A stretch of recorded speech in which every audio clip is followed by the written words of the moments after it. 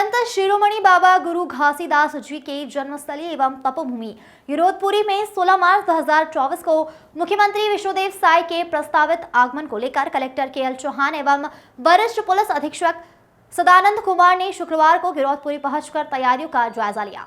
उन्होंने अधिकारियों की बैठक लेकर हेलीपैड, जेतखाम एवं गुरु मंदिर मार्ग में आवश्यक व्यवस्था हेतु जरूरी निर्देश दिए हैं। कलेक्टर एवं एसएसपी ने हेलीपैड, जेतखाम एवं गुरु मंदिर मार्ग का निरीक्षण कर व्यवस्थाओं का जायजा लिया। हेलीपैड से सभी आवश्यक तैयारी के लिए लोक निर्माण विभाग, आबकारी विभाग एवं उद्यानिकी विभाग के अधिकारियों को जरूरी निर्देश दिए गए हैं।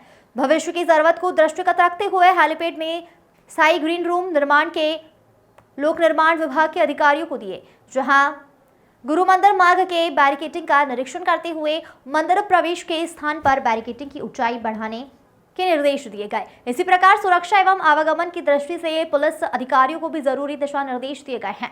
पूरे मंदिर परिसर की साफ सफाई पर विशेष ध्यान रखने के लिए सीएमओ एवं जनपद सीओ को निर्देशित किया गया है।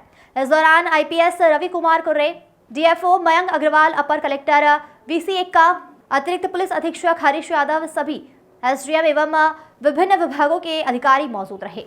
Bureau report.